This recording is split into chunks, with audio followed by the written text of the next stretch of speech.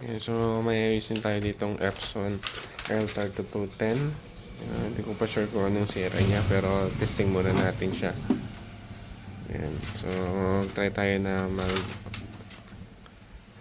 Xerox kung ano yung sira niya.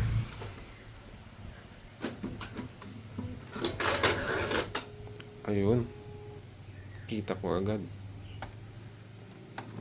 Nakikita niyo yung papel doon, no? Na pumasok. So paper jam tayo, boy. Paper jam. May something sigurong nakabara dito. Check natin. Buksan muna natin. Silipin muna natin sa likod.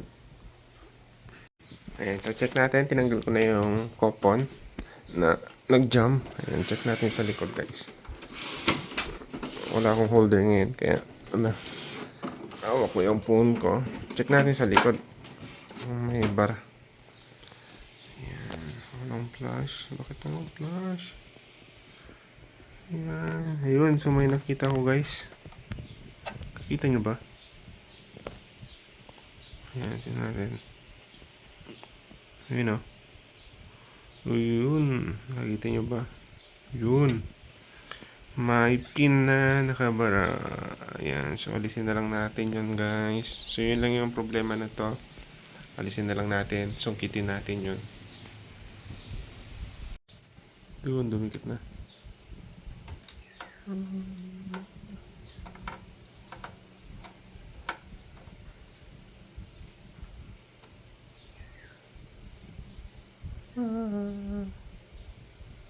Hinihinay na lang.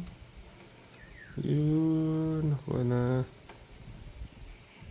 Ayan. Spin lang.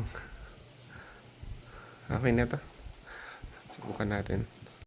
Okay, so natanggal na natin. So try na natin siyang mag-print. Buksan ko ulit dito para makita natin. Ano, smooth na. Okay na.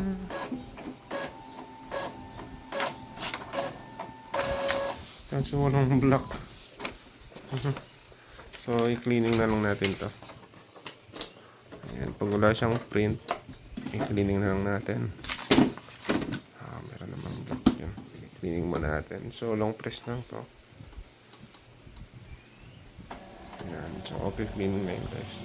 So try ulit natin dito. Okay, so let's check ulit kung gagana na siya.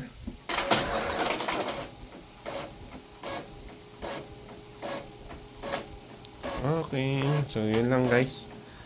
Sana makatulong sa inyo.